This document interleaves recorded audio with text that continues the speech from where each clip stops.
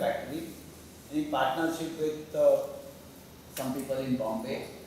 I found at a point in time that my partners did not want to grow business. They were happy and contented with the growth of the company that was there. It was a money spinner doing very well. But they said, now we don't want to grow. And I said, I don't want to get suffocated in a non-growth situation. So I said, virtually to help with this, I will go back to Ahmedabad and start some. Because my family, my father was not well, my mother had just passed away 2 years back when I came. So I thought I would spend some time with my father and then be here and start this. So it was dual purpose that I came back. So we sold our stake in that Bangalore chemical factory to my other partner. So the other partners did continue this activity? They continued for a while and then it stopped.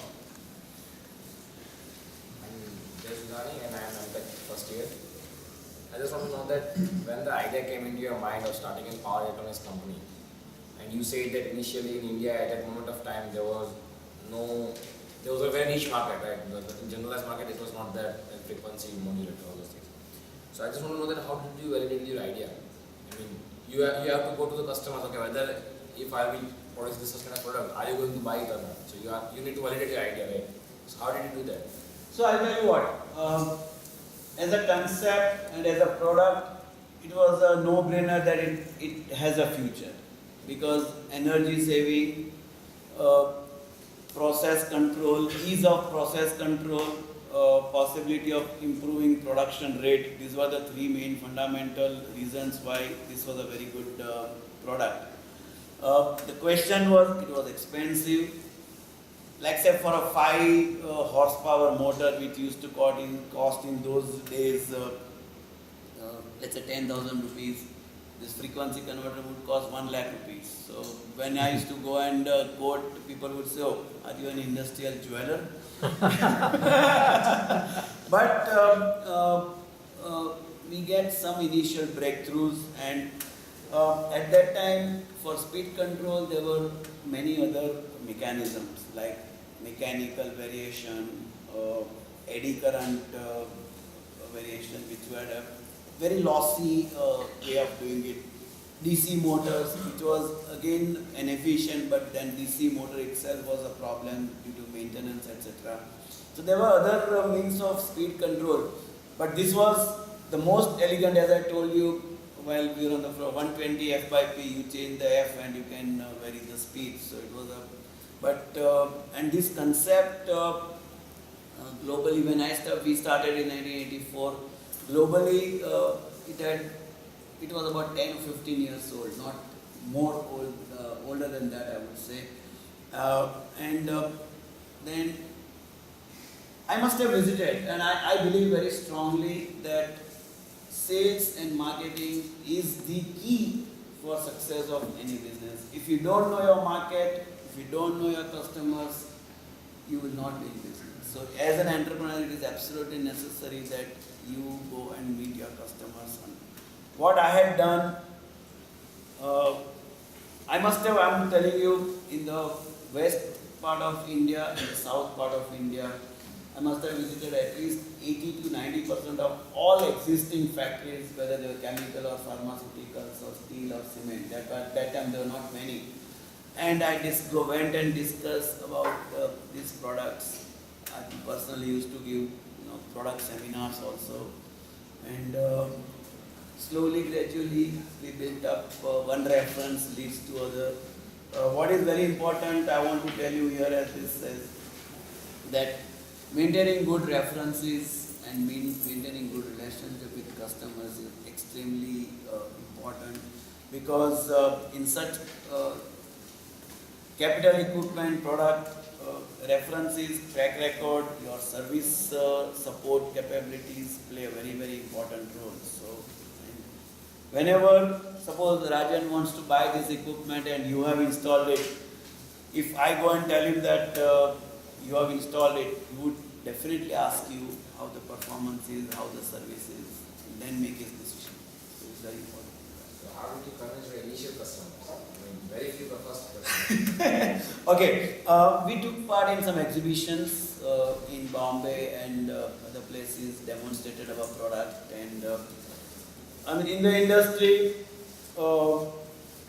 people knew of this product, and now when they saw that it is manufactured in India and service will be available in India, people would try. And I remember one of the first 5 products I remember very well. One was in Kerala, one was in Mumbai, one was in Chennai, and this is the how we had sold our products.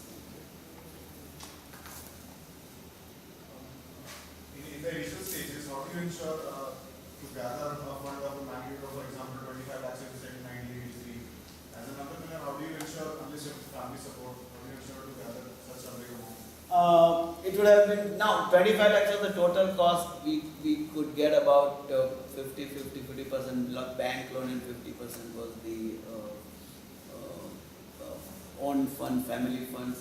I was fortunate, as I said, I was from a business family, and the family funded this equity.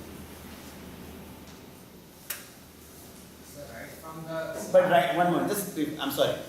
Right now, so it's the situation is much better, I would say. There are so many more sources of funds that are available if you have a good idea and good concept, because there are angel investors, there are friends, relatives who would definitely support a high-tech venture if they find the value in it. So the whole game has changed tremendously. This is for initial funding, and the banks would be more wary of giving you fund than your angel investors or friends if you have a good idea and if they see. Most important thing is they should see sincerity in you. If they don't see sincerity, nothing will happen.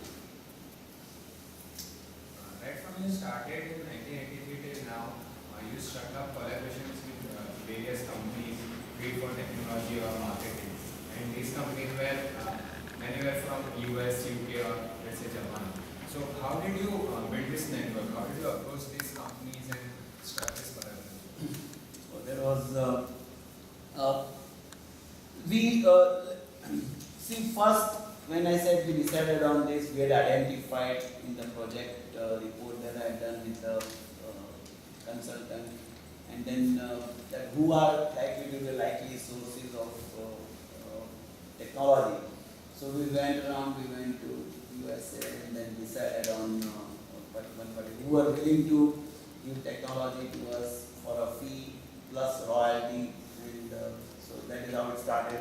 Subsequently, when we expanded, what happens is once you have a base, once you show that you already have a running factory and you are doing this, it becomes a little easier to get the next, to talk to the next source of technology, next source of partner. They come and see your factory, they would observe, and they would interact with you, or if they find that you are a person that they can deal with, you will get But one more thing on this topic I would like to add is, you saw a list of US and European companies. Mostly we worked with US companies. We found that USA, every 5 years, 7 years, there will be divergence of views, divergence of goals. And US companies, most of the time what happened, whether to my good luck or bad luck, those companies would get sold out. A large company would buy. Then we start all over again. And that was a painful process, but in the process, thinking back our technical team learned a lot. They went through so many technology learning cycles that they became very good absorbers of technology and good creators of technology.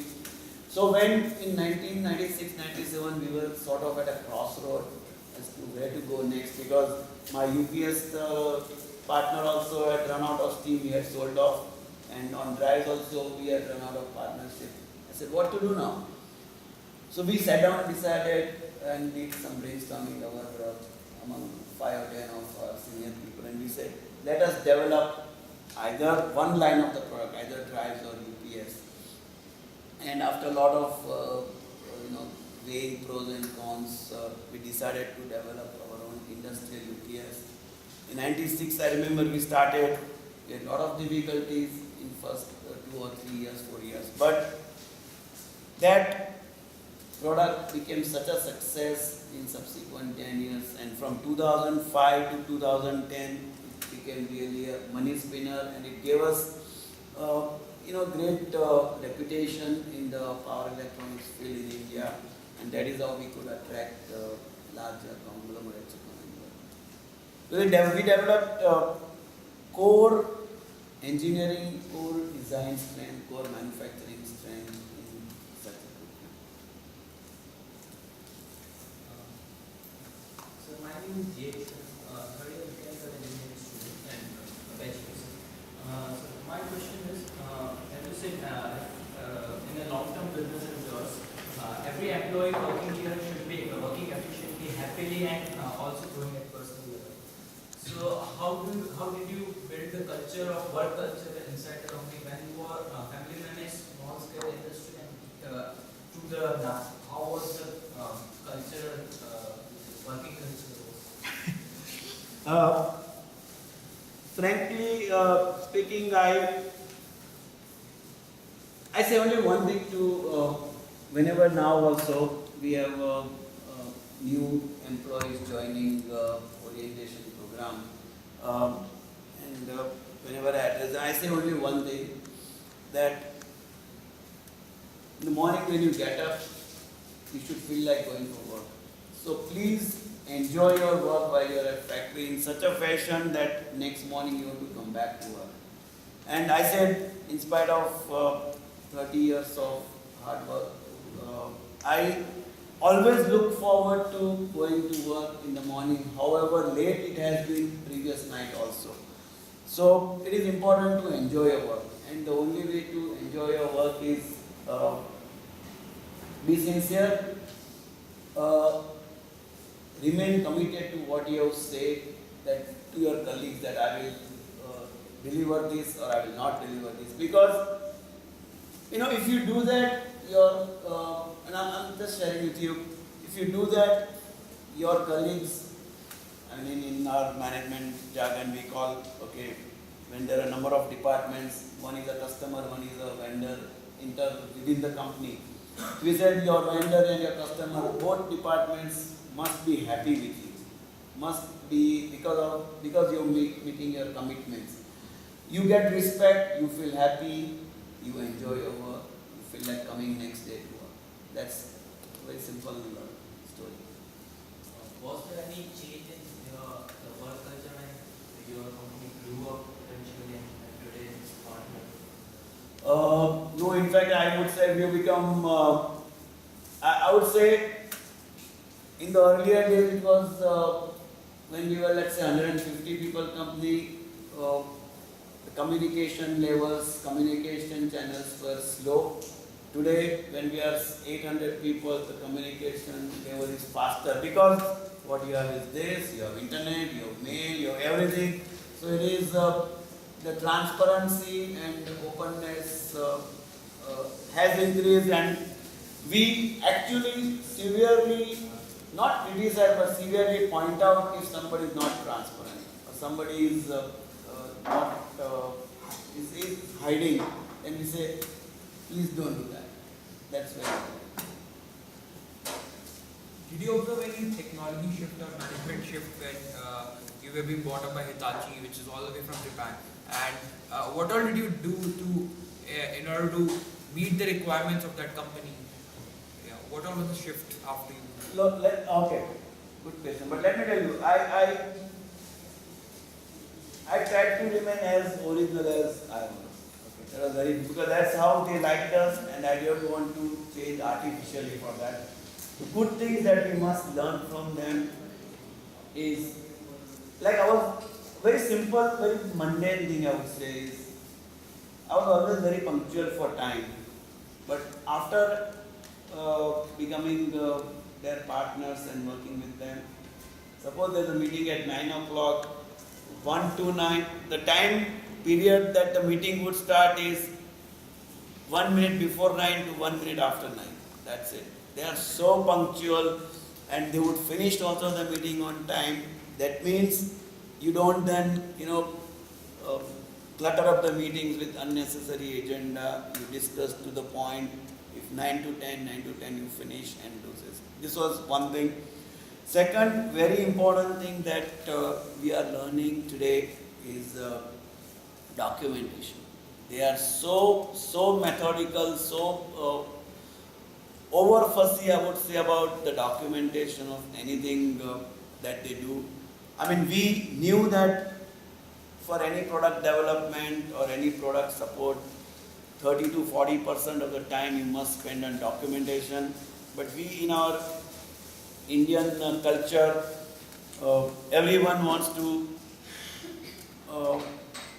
be everything. So once a product is developed, and as I keep telling, once you see a good waveform at the output of your equipment, you think the product is developed, but that is not true.